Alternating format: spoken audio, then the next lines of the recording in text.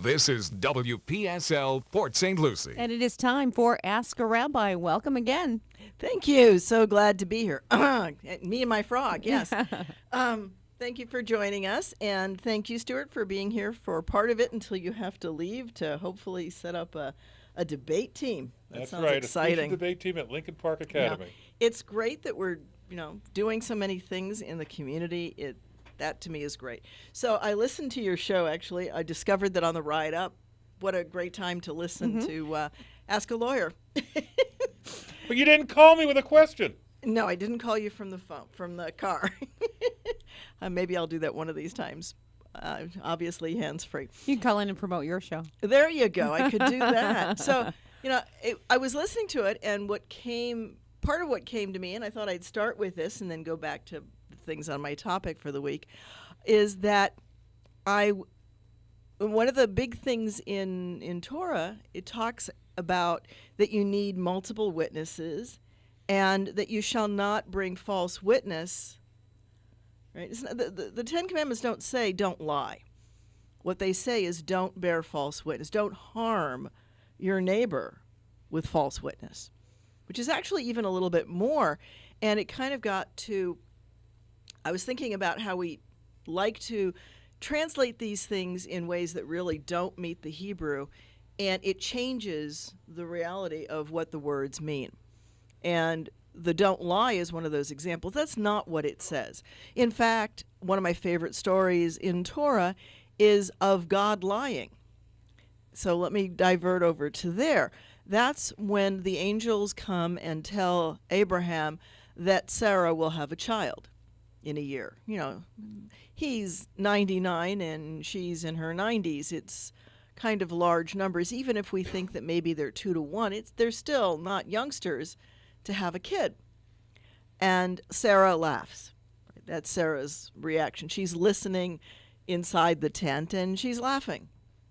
And when God says to her, "Why are you laughing?" she says, "He's an old man. How do you think he's going to do that?" And there are some obviously challenging pieces to that. And then when God goes and talks to Abraham, God says to Abraham, she's afraid that she's an old woman and that it takes a lot of skill and practice to make her react and be fertile. You can fill in the blanks. I don't want it to go into an R rating here. Right. And right, but there's a big difference between she thinks you're an old man and can't do it, and she's an old woman and you're going to have to really step up the game. Right? One's a challenge, one's an insult. So it kind of gets to some of the things you were talking about. God clearly changes the story between what Sarah says to him, her, it, and what God then says to Abraham. So that's an interesting piece. So it's not about not lying, but it's about being careful with your speech, that your speech doesn't harm someone. And Judaism actually takes that a little bit farther. We have the concept of lashon hara, an evil tongue. And that goes even farther than American law in that it says, even if it's the truth, if it causes unnecessary harm, you're liable. Does that mean, seriously, that the concept of a white lie to protect somebody else is actually okay? Yeah. A white lie, what we would call a white lie, something that doesn't harm anyone. But of course, that's the danger, right? How do you, when does the lie hurt somebody? And when does who it determines whether or not right. Yeah. Right. It's the counter example that I think of with that is if I were to say, your blouse is absolutely gorgeous, which, that sounds like a really nice thing to say to somebody. But if there's 3 other women there or men who are really concerned about how they look, they might say, what's this, a rag? In Yiddish, what's a shmata?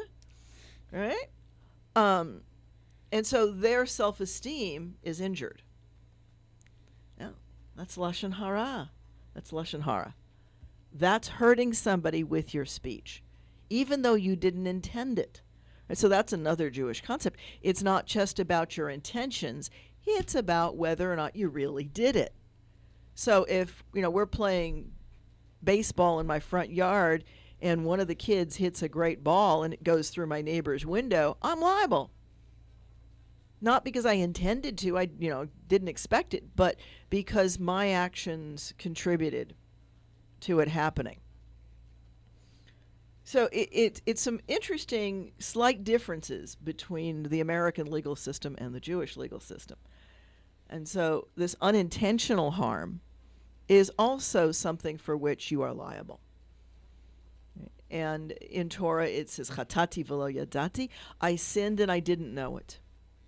But once you become aware, then the onus is there.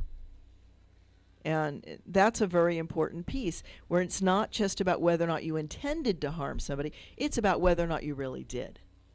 And we harm people all the time without intending to.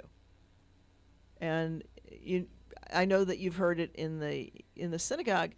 In our services, there's a prayer that has, may my words be gentle and wise. Right? And the Hebrew is actually even more powerful on that. It says, may my words be like dust to someone. Right? Something so gentle that it doesn't cause any harm. And I really try to embody that. I'm human, I'm going to fall short. We all do. And that's part of the work. But that's the idea there. So I have a question on Facebook that says, does this mean you are hurting someone if you compliment someone in a room of people? And yes, it can. It absolutely can mean that. So you need to be very careful when you single somebody out, that it needs to be done compassionately and caring. But the question was, if you compliment somebody in a room of people, wasn't it? Yeah. Well, how could that be bad? You might hurt the other people. Yeah. If I told her that her blouse was spectacular and everybody else is trying to dress up. Oh, my goodness.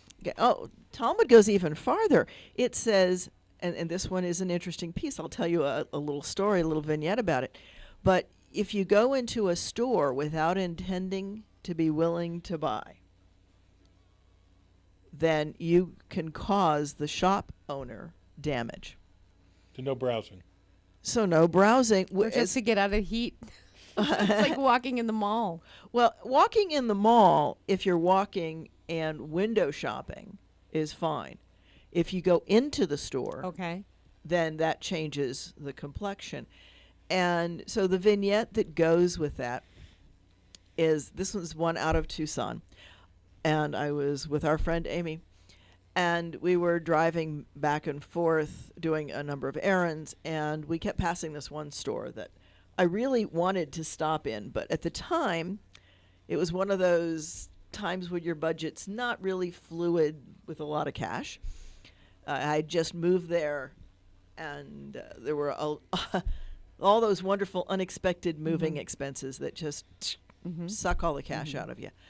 And so I had mentioned to Amy that I wanted to go into this store, and she said, well, just leave your purse in the trunk. It's a common guard against spending money you don't want to spend. And I said, oh, that's great. And I pulled into the shopping center and I parked the car. And as I was going to put my purse into the trunk, I thought, no, that doesn't work, because then if I walk in, I'm not really willing to buy. So, yes, I have a tight budget. Yes, I can't go and spend hundreds of dollars, but I have to be willing to buy something. Well, if you're browsing, Yeah. doesn't that potentially lead to a sale, because maybe you come back another time Yeah. because you've been thinking about it? It could be. Right. Or you pick something out and now you know what you need to save for to come back and purchase that. Right. If that was your And hopefully it'll be there. If that's your style. Candidly, you're talking to somebody who once bought a car on impulse. So, I think All right, let's go to the car issue. Okay, when I buy a new car, just like the recent one I bought 6, 7 months ago, 8 months, who knows? The first thing I do, other than the research, is I finally now have to go to the car lots because I've narrowed it down to 5 cars. okay. There is no way on God's green earth that I'm going to be making a purchase that day. I'm going to different dealerships looking at different cars. Okay. I have no intention whatsoever of buying. But I cannot make the purchase decision until I do my due diligence and maybe even take a few of them for test drives, which takes up time of a salesman. And then maybe I buy it at a different dealership. But that's the only way I know how to do it. That's called research. That's different from not being willing to buy. You are, in fact, in your shopping process. You're not just killing time. But not from that store. That may be. He or she or whoever may not have the car you want or the deal you want. That's valid. You do not have to shop in every store. But you can also you see enter. how you could hurt that shop owner. Let's just say it's a restaurant and someone walks in and sits down at a booth. They're just getting out of the elements. Maybe they're homeless. Maybe they're passing through town. You mean what happened in Seattle? I don't know. That one I don't know that one. Depends on. But I've seen it here locally, and other customers don't want to sit where this person is actually kind of loitering, and so they don't come in. So it could hurt the shopkeeper if someone comes in to just occupy space. Yeah. And somebody made the comment, it depends on the shop. Some shops expect you to window shop, and dealers understand that. And that's true. I mean, that is part of what you have to think about in here. But yes, if you're going to be occupying a booth or somehow be unattractive, for example, as a rabbi, I very often do meet people in public places, especially if I don't know them. It's a much safer place to have an initial meeting with somebody.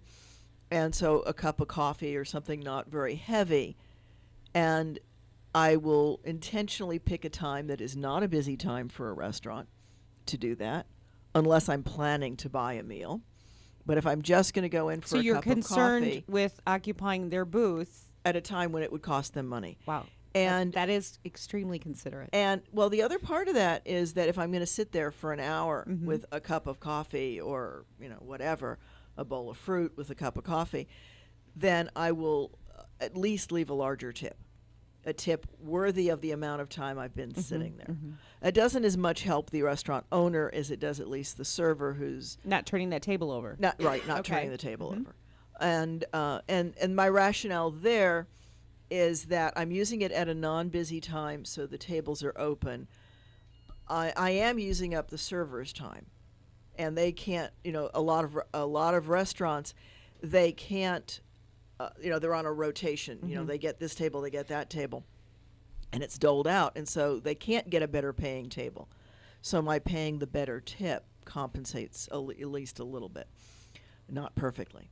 And it's not a perfect world, and there are times that we do things that are less than ideal. I can tell you something that I'm not proud of. There was one day when I was very, very frustrated in a store. The printing, I'd gone in for some printing in one of these office supply places, not here, in Tucson, and everything had gone wrong that could possibly have gone wrong in this purchase. I was running late. It was all of those snowball things, and when I hit the register, I forget what happened exactly, but I basically said a few not kind things to the clerk. I mean, they weren't horrible, but they also did not make her day. They weren't, and she did not deserve them. I think she had made a small mistake, and that was like the straw, and it wasn't her fault. She didn't load the camel. Right. All she contributed was this little piece, but she got the whole camel load. Right? When it fell off, it fell on her, and I was that camel. And as I'm walking out of the car, that was not one of your stellar moments. And so the trick was to go back and apologize, and which made me later, but that's another long story. At that point, there wasn't any choice in it. And so what are those things? Those are just things that I've come to realize is a better way to put it, were ingrained in me by my father, who taught me Jewish law. Right. He gave me this set of rules that I've grown up by. And we think of them, I don't know, there's a concept of values that are really important that I think that sometimes people don't give conscious thought to. And I know that over the years I've gotten better. I've still hopefully got a long way to go. Not planning anything shortly. And so, but that's the other piece, right? You're supposed to live every day as if it's your last day. And so, that's why I took the time to go back to the store where I had been unfair to the clerk. Because what if something had happened that day and I didn't have a way to reconnect with her? I had damaged her. I'd definitely given her a bad day. Whether or not my apology actually made up for it, I have no idea. I didn't hang around to find out because I was late. And that's just one of those things as part of everyday living. We can choose to be nice or not. And so how do I do that? Right? That's a little bit of tikkun olam. The more you can do the random acts of kindness, if you will, gemilut chasadim, acts of compassion and kindness. That's one of the three pillars of life for Judaism. Judaism says that on three things is the world established. Right? Al ha-Torah, va'al ha-avodah, va'al gemilut chasadim. So on the Torah, which is instruction on how to live and how to live in community with love and compassion. And then avodah can be the service to the congregation or it can be service to the community. It's whatever you do and how you live your life in a mitzvah-committed way, a way of trying to make the world better. And then gemilut chasadim, acts of kindness. Random acts. Just things you do not because the person that you're talking to or working with has been kind or wonderful, but because you are. And that's sometimes the hard part. When we get angry and we respond in anger, we're reflecting ourselves, not the person or the thing that made us angry. Okay. And I, that's something I had to really learn to deal with. Confessions. I had a tremendous temper when I was young. It's one of the ways I can recognize it in others is because I know that feeling.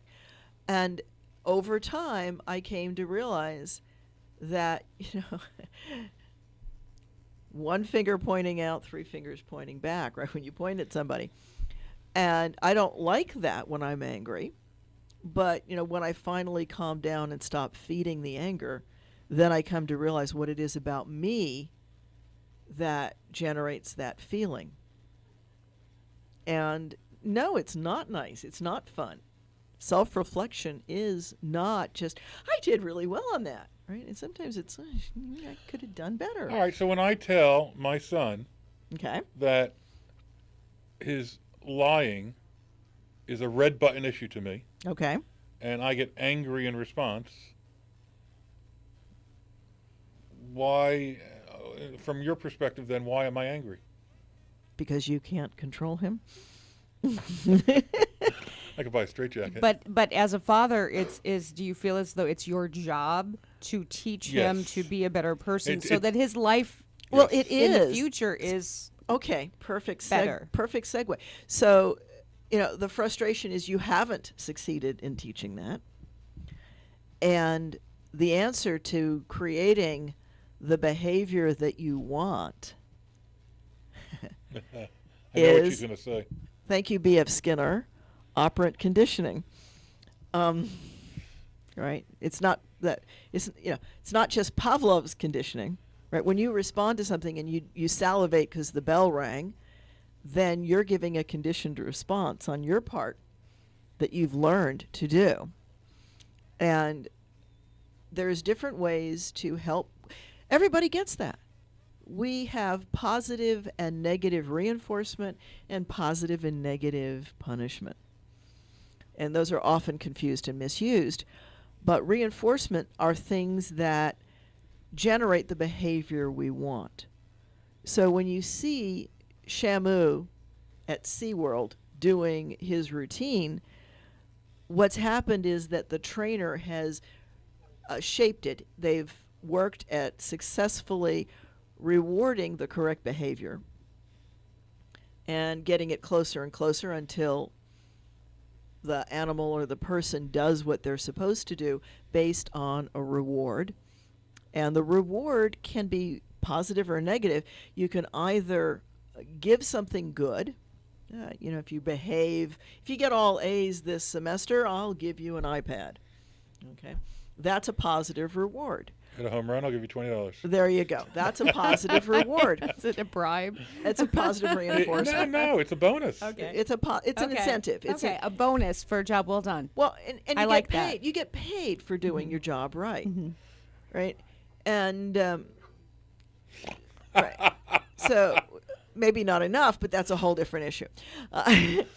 And that's one of the reasons, coming back to Torah, why you're not allowed to not pay somebody for services rendered, because you're withholding that reward that they should have gotten for doing what they had contracted to do. And the negative reward, which sounds kind of funny, but a negative reward is to take away something that they don't like. So when a teacher says, I'll drop your worst exam, that's a negative reinforcement. You're taking away something, and that creates the better behavior. And we tend to think of punishment as being a negative, but that's a punishment. A punishment is the consequence. If you do that, you're going to get a traffic violation on your record. That's a negative punishment. Why is dropping that's your positive. worst grade a punishment? That's a punishment. No, I'm sorry. It's not a punishment. Negative reinforcement is something that promotes the behavior. And I just got a little bit sloppy here. The ticket is a positive punishment. If you give something that punishes, it's positive. If you take away something like your right to use the TV tonight or the iPad, that's a negative punishment. So there's positive and negative punishments, and there's positive and negative reinforcements. You can give something or take something away. Right? And it can be a reinforcement to a behavior, or you can give or take something away that's a punishment that makes the behavior less likely to occur. And we get that all the time. Like I said, it's traffic tickets. It's, if you do this, then I'll take away the bad mark. That's a reward. It's a negative reinforcement. Or if you don't drive right, I'll take away your license. That's a negative punishment. Right, so the first time we'll give you the ticket, and after the 7th time we'll take away your license. Right, so you're moving from positive to negative punishment with the theory that the negative is more serious. Not always. It varies. And so when a child is grounded, that's a negative punishment because they're having things that they enjoy taken away.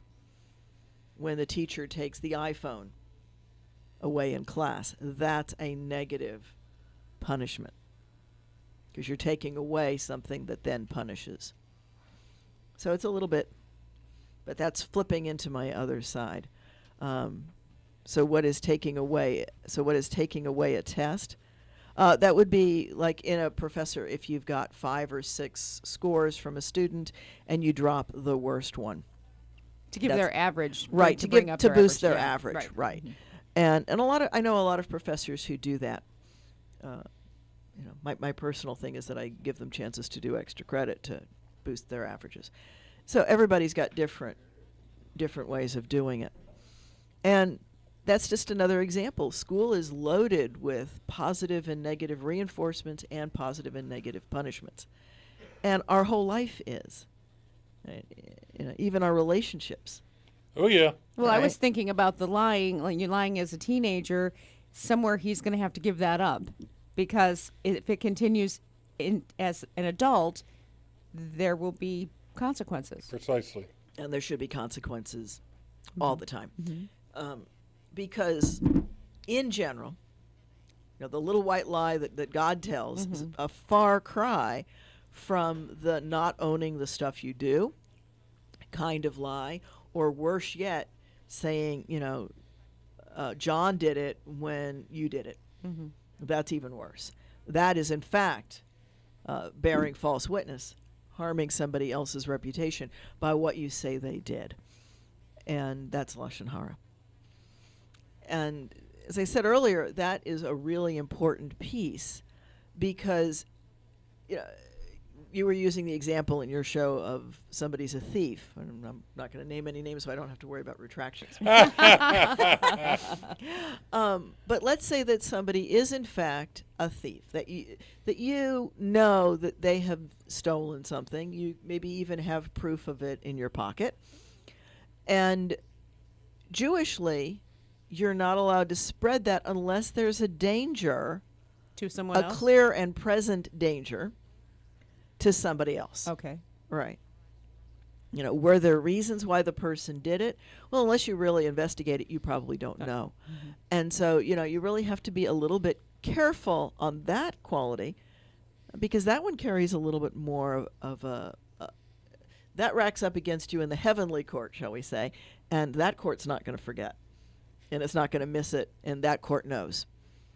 That court knows what's true and what's not. And to say something with the intention of harming somebody is even more so. That's actually being an aggressor. And then Torah says, if somebody's really aggressing against you unfairly, then you have a right to defend yourself. So you are allowed to take out the pursuer, as it were. It's a little bit different. It comes down just a little bit differently as we move into everyday situations. And boy, we're really getting a bunch of people. Hi, everybody. And that's a great thing. So we're talking about Lashon Hara, and we're talking about bearing false witness. And obviously the consequence of saying that somebody did something in a capital offense is huge. But it's not just that. It's even just anything that defames somebody, which you were talking about earlier, or just in any way harms them. Judaism's very concerned about harming somebody. And I'm not going to stand here and say no Jew has ever harmed somebody. Clearly Jews have done those things because we're humans, and no religion is able to totally instill its principles into the followers, right? Every religion offers ideals and goals, and different individuals are able to accomplish them to greater or lesser extents. Well, as you said, even Moses was punished Right. by not being allowed to go into the Promised Land for his Right. behavior. Right, that would be a negative punishment. Not allowed to go. Right, kind of a grounding thing, and that was not owning his anger, because even in the book of Deuteronomy, when he's explaining it, he does damage the people. He says, I can't get what I want because you made me angry. Well, we just finished talking about, they might do something that's frustrating and, sets your teeth on edge, if you will, but that's not a good enough reason to lash back, right? Using all of the trite cliches, right? Revenge is a poison you take, hoping somebody else will suffer. The same is true with anger, except that it does hurt both you and the person that you're directing it at. Anger, when you're calm and think about anger, and really think about it, you realize that you have to work at keeping yourself angry. And when two people are really angry, like 3 years later, usually they have no idea what it is that they're angry about, because they've worked so hard at keeping the anger and the grudge going that they really have lost sight of what it was, and it's something that they want to do. And somebody's asking me here, so what if you have a disagreement with somebody and they get upset with you? Well, they may well get upset, and you can't control the other person. That's the other challenge I always get as a rabbi when people come to me and they say, my husband's a shmegegi, my husband's a jerk. There's your opinion, right? My husband's a jerk, and he always throws his pants on the couch. I get so upset about that. And, well, if your husband always does it, then as one of my mentors, Rabbi Marsha Prager, likes to say, then lower your expectations. If he always throws the pants on the couch, if it really bothers you, move them. And don't get emotionally attached to the fact that you know that he's going to do that, and you either decide you can live with it or you decide that you can't. But it doesn't do you any good to get upset. Right? And, so if you stay calm, you have a much better chance of using one of those conditioners that we talked about, and maybe rewarding. I'll make you a cherry pie. I'll make you challah French toast. I'll make you a chocolate cake. I'm going to start using things that Stuart likes. And, if you don't put your pants on the couch. Right? So you might be able to shift it. You might not. I have never put my pants on your couch. I know you haven't. I know you haven't. And I'm talking about it inside couples, and neither has my husband. So let me be clear with that too. He's actually very good about taking if he takes his clothes off that's in the bedroom.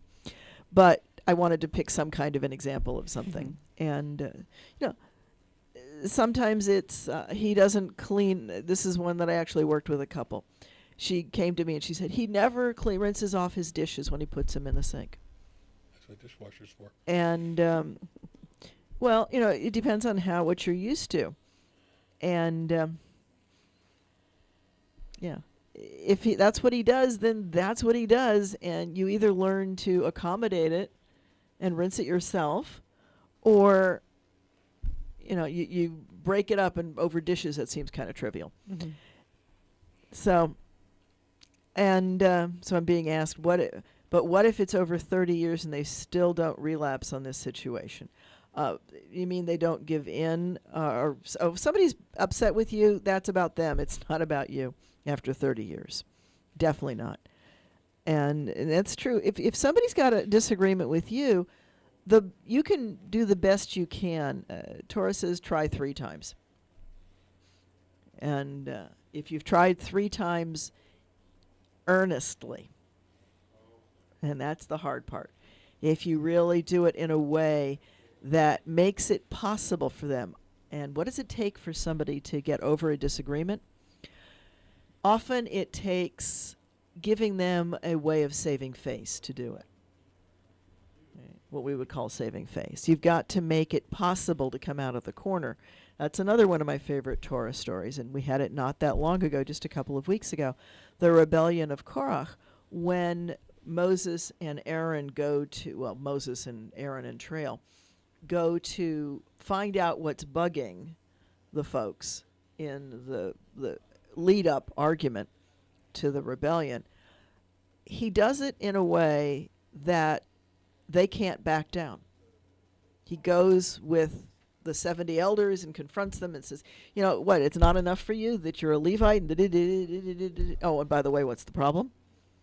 That's not how you resolve it.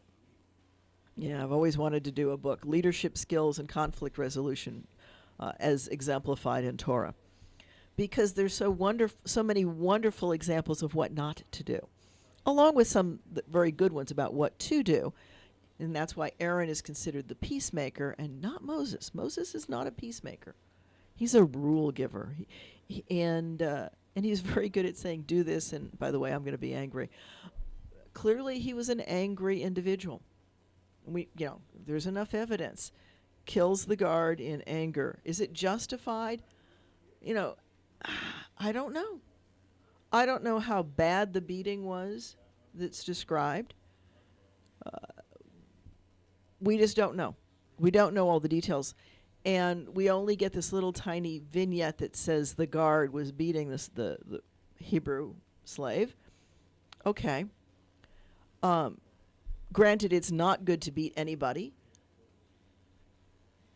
But, is it, could he have stopped it without killing him is the bigger question, right? Because what happens is that he gets angry, and so he lashes out.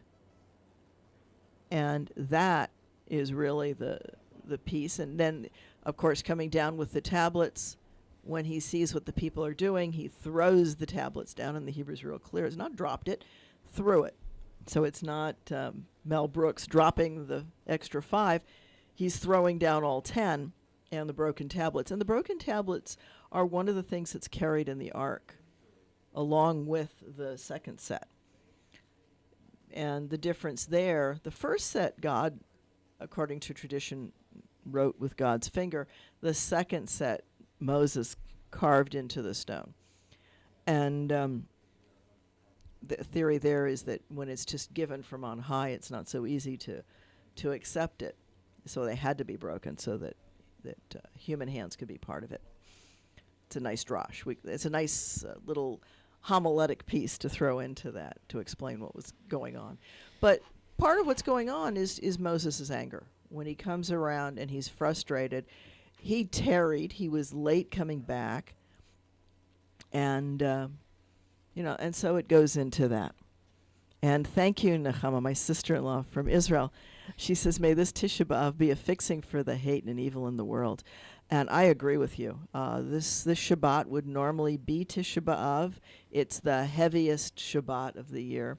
Tisha B'Av, and it starts, because we don't do it on Shabbat, we start it Saturday night.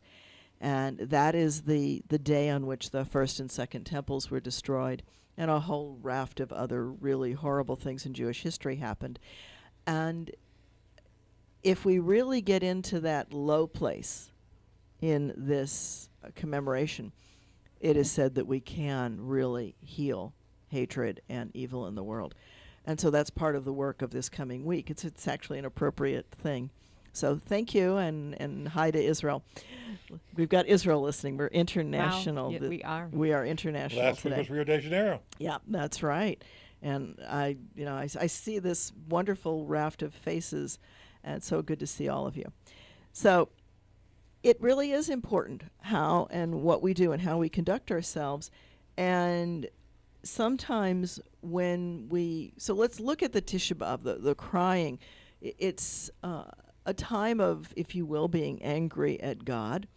It's the time when we're most distant from God. One of the ways that we mark the commemoration is to remove the Torahs from the ark and drape it in black. It's that real broken piece. And part of the allegory connected to Tisha B'Av is that God is the angry parent who finally has had so much that, you ran into the street and, I'm going to scream at you, I'm going to yell, I'm going to grab you. And I know that's wrong, but I'm going to do it because in the heat of the moment I did it. And then the repair to that is what we hope to come out of. It was when the parent can admit, I was wrong to have responded that way. Then the healing begins. Right? Because then the parent can work on their anger and what led up to it, and how did they not shape the behavior that stopped the kid from running into the street. Because that's really what the parenting is. So the really short answer to your question about that is that that we want to be able to shape the behavior. So you have to figure out, how do you do that? How do you get closer and closer to good behavior? How do you reward incrementally so that the child, the worker, whoever is motivated to do the things you want? And animal trainers actually are very good at shaping behavior because they know what their species is into. The example I like to use is because it's close to me, is dog training, because I used to do that. Mm-hmm. And and I always joke with people, and I tell them, when you go to obedience training with the dog, it's not for the dog, it's for you to understand how to shape the dog's behavior. Because the dog... And you need to communicate with a species that does not communicate verbally with you. Yeah. Yeah. Well, even humans, we do most of our communicating non-verbally. Mm-hmm. Right? We decide very quickly if somebody's angry. Do they care about it? Are they concerned? we did some talking about that with recent photos. I'll leave it at that. What does body language say? What do the postures say? And we communicate a lot by that. We communicate by the tone. Am I screaming? Am I soft? Am I compassionate in my speech? Am I animated? No, do I sound like I just don't care? Right. There's a lot of stuff that comes through in a variety of different ways. And so all of that plays in. We're an interesting package, and we're invited to do things always with a little bit of compassion, with a little bit of repairing the world in mind. I'm going to tell you what, as I have to depart, I am going to do an experiment tonight. Okay. I am going to offer a certain reward to a certain someone Okay. if they act appropriately all night long. Okay.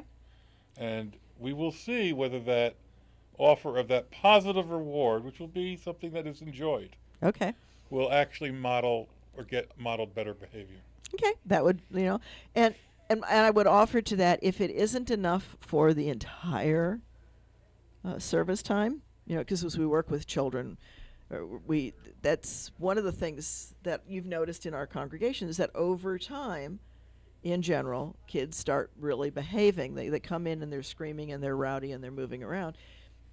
Give them some part of a year and most of them settle down. You may have to do it for part of it, but try it for the whole and we'll see how that goes. All right. With that, thank you very much. And I'm going to make my leave. Okay. Well, enjoy getting debate started. I hope so. Thank you. That's something that, debating skills are important. It's important to look at things. Excuse me a second. A little bit of talking. Little tickle, yeah, no problem. We had a little bit of rain. Hopefully he can get out of here and stay dry. He's parked well, so hopefully. And, so that's one of the things, right? So, traffic, right? Traffic can make you angry. Why? Because you can't control it. Mm-hmm. We get angry about things we can't control. Yeah, and you have drivers that do things that you don't do. So you see them as doing things wrong. Mm-hmm. Well, we tend to think that people should do what we want to do in all situations. Yeah. I'm going to have to... Excuse me. We can take a little break if you want. We can take a quick break. Why don't we play our Eitz Chayim? We will. We'll be right back with Ask a Rabbi here on WPSL. Congregation Eitz Chayim, your welcoming, inclusive, spiritual, and joyful Jewish home in Port St. Lucie. We welcome you to renew your inner Jew and join us. We are Reform Jewish with a renewal flair. We are multi-generational. We are welcoming to all. Come join us for a Friday night at 7:30 p.m. for our Kabbalat Shabbat services, or Stolen Moments on Saturday morning, where we discuss the Parsha of the week at 9:30 a.m. Shabbat morning services follow Stolen Moments, usually at around 10:30 a.m. Our address is 540 Northwest University, across from Met Stadium, and we are in Suite 102. Again, that's 540 Northwest University, Suite 102. Please join us for Friday nights at 7:30 p.m. or Shabbat morning starting at 9:30 a.m. for Stolen Moments. Congregation Eitz Chayim. And we're back. Thank you, and I appreciate that. Boy, I wish I had had you when I was doing the college radio station, but then we were a DJ of one, DJ and everything. And the fun part was keeping the show going when all those wonderful things happened and your coworkers were not necessarily convinced that the show should go on. Yeah, that's why music is so easy. You just play a song. Sometimes it can be. Yeah. Except when you go and hit, I'm going to date myself. So I was a DJ back in the days when we had the little arm lever that you had to delicately put down and cue the record. Yeah, the turntable. Yeah, the turntables in this actual studio were up against that wall. I worked in this very building with records. Okay. A long time ago. Yeah. I remember one time reaching across and skipping. Yeah. And the person who owned the record that it skipped across was not very happy with me. But you had to have more skills back then. Well, you had to have a different set of skills, right? You had to be able to cue Now the the record. computer does everything. Yeah, well, but you have to work ahead Yeah. to make that happen. Yep. And that's the difference. And so everything's a trade-off. Everything's a trade-off. And that's one of the reasons why when talking about things like the sloppy dishes in the sink or the sloppy clothes habit or whatever, people have to decide what's really important, which battles are worth fighting, and which ones are not. Now, I would leave the sloppy dishes in the sink. I'd just leave them there. Yeah. I'd wash mine And and there's leave the other person's dishes there. Well, but it kind of eventually- makes a point. Yeah, it makes a point. I don't know if And that's the right approach, but each person has to decide how they want to handle it and what's important to shape. And the other part that you have to decide is when is the relationship more important than being right. or than the dishes. Right. Or when is doing right more important than being right. Those are some Yeah. little there's a big judgment difference calls. there. And so we're invited to always be a little bit conscious when we're dealing with anybody else. And, there are times when you need to just shut down. That's part of what Shabbat's about. It's about sitting back and being able to do that. So that's the joy of Shabbat, sitting back. As I said, I want to do a book one of these days called It's Shabbat, Get to Work. Because Shabbat is about doing some soul work. It is about sitting back and maybe reflecting this week, what did I do well? What could I have done better? What things maybe do I need to do restitution? You don't have to wait for Yom Kippur and do it once a year. Zalman, one of my other teachers, Rabbi Zalman Schechter Shalomi, always said every month is a chance to do a small Yom Kippur, small tallying. Because, if you try to balance your entire checkbook once a year, now granted we try to do that around tax time, right? We all try to go back and make sure everything works. But if you haven't been keeping the books every month or every week or whatever, there's a ton to do. Or it's a lot harder to go It's back. a lot harder to go back. And the same is true in personal relationships.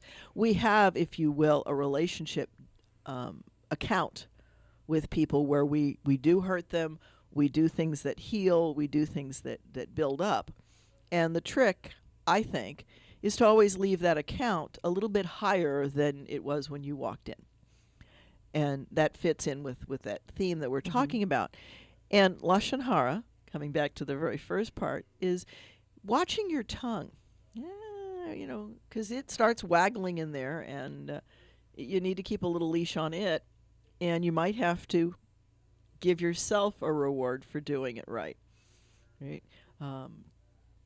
Right. That's the old curse jar is Okay. right. Yep. That's a negative punishment. It's taking money away from you because you did something wrong, and hopefully it bothers you enough that you stop doing it. Part of that also is just a consciousness raising, though. Make you aware of the behaviors, and so there might be another way with the dirty dishes that you can bring attention. You were saying it makes the point, Just to leave them there. right? And that works if the family doesn't need the dishes. Right. It doesn't work so well Right. when everybody needs the dishes, and then you just kind of grin and do it anyway. Or you get paper plates. That Right.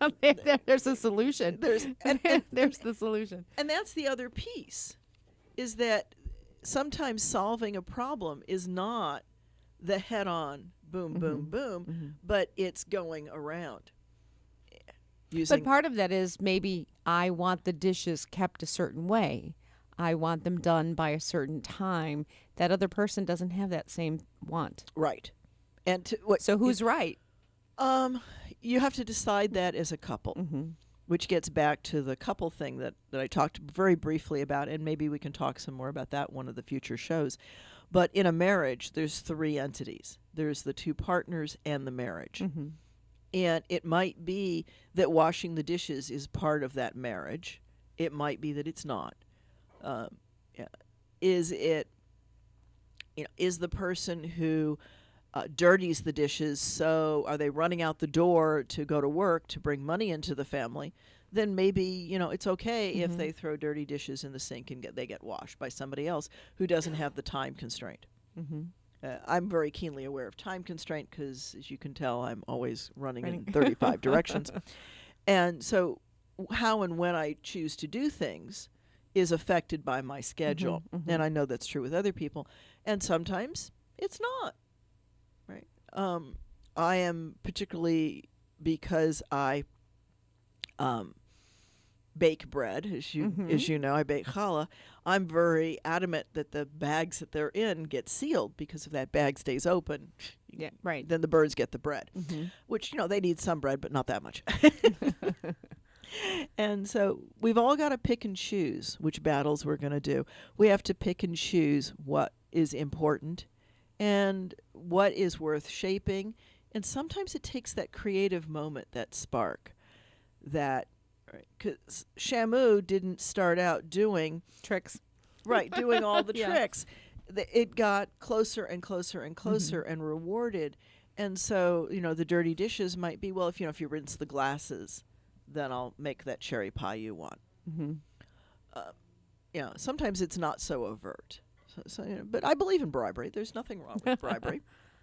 Bribery does work, as does. I'm much more inclined to do bribery to shape behavior than I am to do punishments. Part of the reason for that is that you're more likely to get an honest behavior change with reward, whereas punishment often leads to people trying to avoid the punishment rather than to seek the reward. And so you're much more likely to get a behavior that's not necessarily constructive. And am I right that we've got 1 minute and 9 seconds We have left? 2 minutes. 2 minutes, okay. One of these days I'm going to find something that's going to... As you can tell, I'm a second kind of person. So, so we are looking at what we can do. And I think that's a challenge for all parents, for anybody who works with other people, is how do you shape behavior to be what you want it to be? And, that is often the challenge, especially in a community where you've got, 30, 40, 50, 200, 300 different people with different behaviors. How do you bring them together to create the harmony? And so in our congregation, where we've got we don't have very many rules, but we've got one rule that says you don't save seats. You can save seats for your significant other, but that's it. Okay. Or your companion, or you can save one chair, but you cannot block off a A table. whole row. Or a whole row. None of that. No. And there's a reason for that. And so we reward people doing that. And that has led to people understanding it. So we certainly do that sort of thing. And we do it in families. We do it as individuals. We can do it for ourselves. One of the ways that I got better at my own concentration was to give myself a little reward. And I did it with pennies. And then I could go and spend that, on anything I wanted. And so you can consciously shape your own behavior by giving yourself reward. I don't recommend M&Ms because that's a weight loss issue, but there are things that you can do. So thank you for joining me. I really hope that you got something out of that and it's worked as a positive reinforcement. So we'll be back next week. Next week. Following Ask a Lawyer. Right. We'll be back with Ask a Rabbi on WPSL Digital 1590. WPSL Port St. Lucie.